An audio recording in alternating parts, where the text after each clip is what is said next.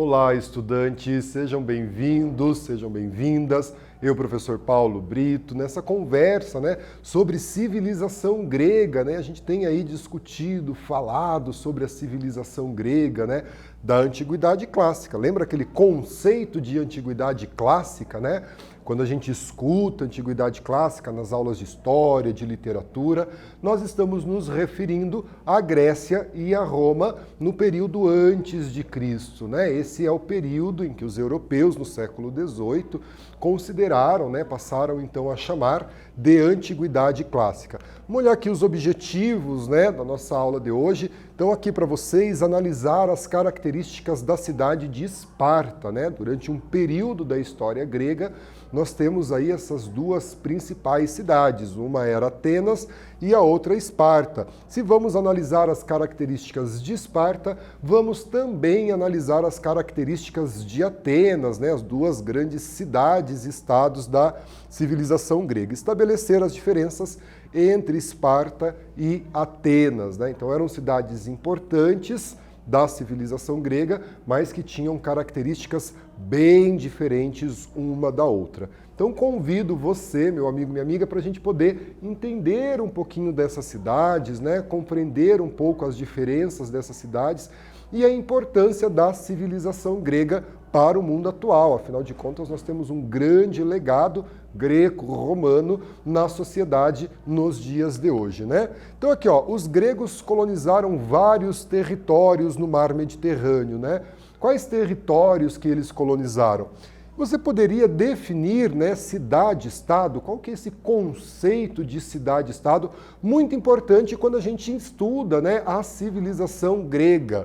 Então aqui, as colônias gregas se expandiram por vários territórios, pessoal, Do mar Mediterrâneo, do Mar Negro, sul da França, Itália, Chegando ali na Rússia, Península Ibérica, Portugal, Espanha, Regiões ali do noroeste da África. Então ela se expandiu para essas regiões. E aqui, o conceito de cidades-estados, eram cidades independentes, Tinham uma autonomia para estabelecer as suas próprias leis. O que unia os gregos não era um estado, mas era a sua cultura e religião. Por isso chama a sua atenção que nós não falamos império grego, porque os gregos não formaram um império unificado. Embora eles tivessem elementos que os identificasse como a mesma civilização, eles não tinham um poder centralizado. Cada cidade grega, ela tinha sua autonomia política, administrativa, sua religiosidade.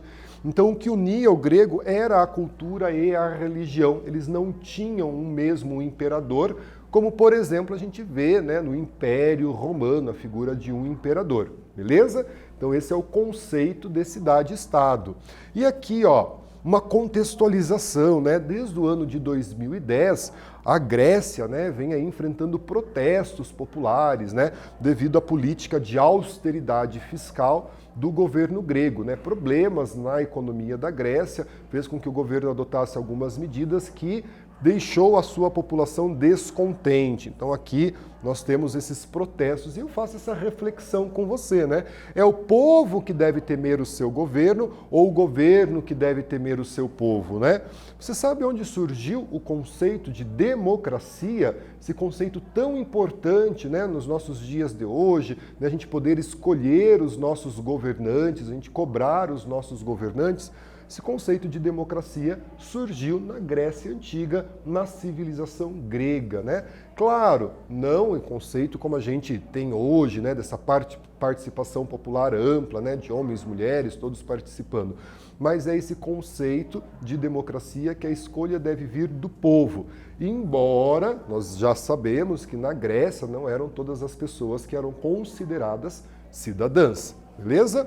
Então aqui, a democracia, sistema vigente em atualmente muitos países, como aqui no Brasil, por exemplo, é o sistema de governo no qual os cidadãos escolhem os seus dirigentes, Então, hoje, no Brasil e nos países aí ocidentais, na grande maioria dos países, as pessoas votam para escolher os seus representantes do poder executivo, prefeito, governador, presidente, e também do poder legislativo, as câmaras municipais, estaduais e a Câmara Federal. Ela surgiu em Atenas, esse conceito de democracia, de se eleger os nossos representantes, por volta do século V antes de Cristo, né? Então trago essa consolidação para vocês.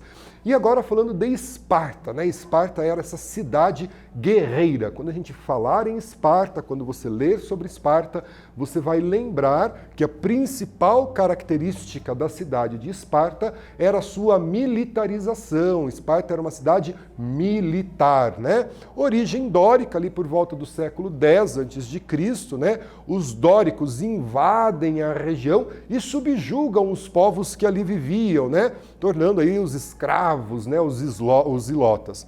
Como eu disse a vocês, sociedade militarizada. Os valores da sociedade espartana, em grande parte, era pautado nos militares. Uma educação também voltada para a militarização. Desde criança, né, os meninos já iam para fazer o serviço militar, e lá passava um grande período da sua vida prestando serviço militar. Por volta ali dos 7 anos de idade, esses meninos já eram encaminhados para os internatos para a sua formação militar.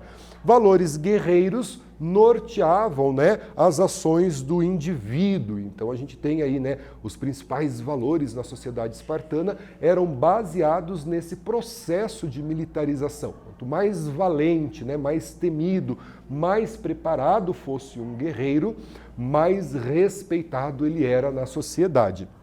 E a sociedade espartana, dividida em esparciatas, né, quem estava no topo da sociedade, os periecos, essa camada no meio da sociedade, né, e os ilotas, né, que eram aí os excluídos da sociedade espartana. É possível que a gente então faça aí uma pirâmide social da sociedade espartana com essas 3 classes, né, escritas aqui para vocês.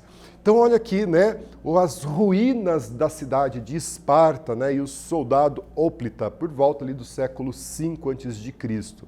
Então aqui nós temos as ruínas da cidade de Esparta, né, um sítio arqueológico, e aqui, né, uma construção, uma escultura, né, de um dos principais soldados que nós vamos ter, né? Então desde o capacete, as roupas, né, que eles usavam, indicando essa sociedade com esses valores pautados aí na questão militar. Muito importante para você entender quando a gente pensar, falar sobre Esparta, né?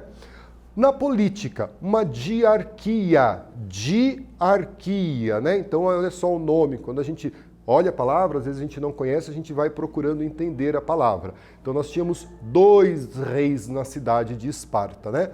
A Assembleia dos Guerreiros, então vejam aí a Assembleia dos Guerreiros, né?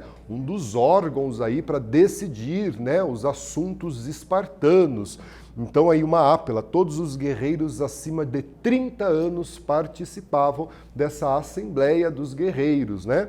Vamos ter também a Gerúsia, né? 28 espartanos com mais de 60 anos, mais os 2 reis. Então vejam aí essa função de administração, né? Uma assembleia em que compunham aí todos os guerreiros, chamada Assembleia dos Guerreiros.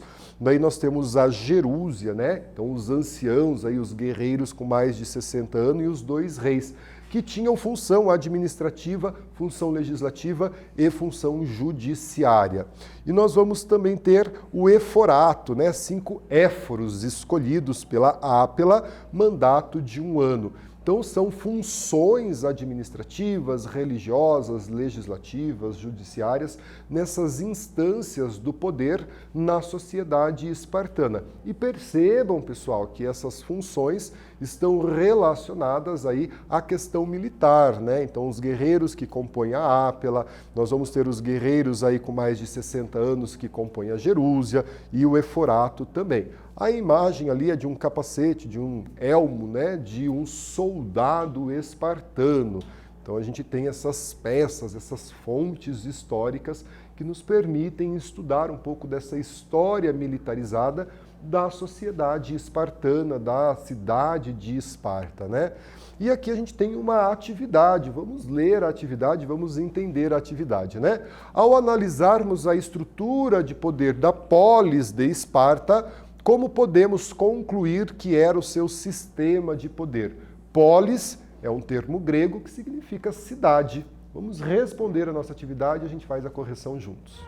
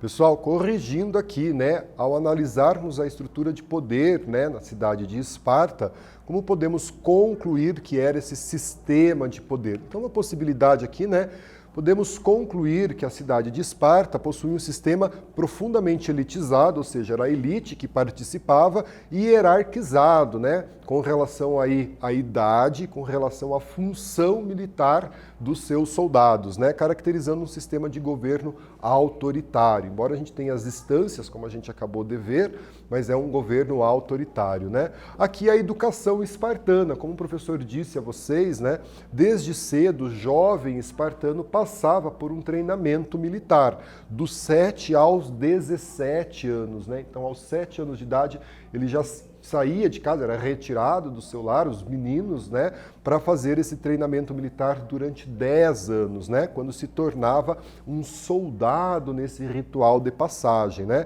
Constantemente testados, eram educados para enfrentar o campo de batalha, né. Trago aqui para vocês uma cena de um filme, né, 300, que conta aí a história dos guerreiros espartanos liderados por Leônidas, né. Então aqui o filme e aqui a história em quadrinhos da cidade de Esparta e sobre essa educação espartana, né? Já Atenas, gente, então se Esparta tinha essa característica tão militarizada, aí na cidade de Atenas a gente vai entender que Atenas ela era voltada para a filosofia, ela era voltada, né, para as ciências, né, dessas ciências ligadas mais na área de linguagem, mais na área da reflexão. Então, com o desenvolvimento comercial de Atenas, houveram conflitos sociais que exigiram reformas sociais. Entre os principais reformadores destacam-se, né? Então Atenas tinha uma preocupação social também. Trago aqui para vocês os principais reformadores, né, que propuseram essas reformas sociais. Drácon, né, no século VII, primeiro código de leis escritos de Atenas. Solon trouxe, né, o fim da escravidão por dívidas. E aqui Clístenes, né, iniciou as reformas políticas responsáveis pela construção da democracia. Então aí os principais reformadores da cidade de Atenas, que tem essa característica de ser ligada à filosofia, de ser ligada aí à área de linguagem, a esses aspectos, né? Então aqui, ó, havia uma participação direta na política e daí vem esse termo democracia, né? E a democracia, uma palavra que vem do grego, né? Demo significa povo. Então várias palavras, inclusive da língua portuguesa, a gente usa demo, né? Demografia, né? Quando a gente quer estudar a população. E kratos significa poder, né? Então, kratos aqui, democratos, poder do povo. Cracia, gente, significa poder. Então, nós temos outras palavras na língua portuguesa que também se utilizam da cracia. Por exemplo, teocracia, né? São os governos baseados nas leis divinas, porque tel significa Deus e kratos, poder. Então, é o poder de Deus. Aqui nós estamos falando da democracia, democratas, demo, povo, kratos, poder. Todos os cidadãos atenienses com mais de 21 anos participavam diretamente das decisões da cidade. Olha que questão interessante para a gente pensar. Nós acabamos de ver que a cidade de Esparta, o regime ele era autoritário. Aqui nós vamos ter uma participação popular de todos os cidadãos atenienses com mais de 21 anos participando dessas decisões políticas da cidade-estado de Atenas. E aqui uma atividade, olha só, gente, a democracia ateniense era considerada uma democracia direta, enquanto a atual democracia brasileira é uma democracia representativa. Que diferenças você pode estabelecer entre a democracia ateniense e a democracia atual? Vamos refletir sobre isso e a gente já volta fazendo a correção.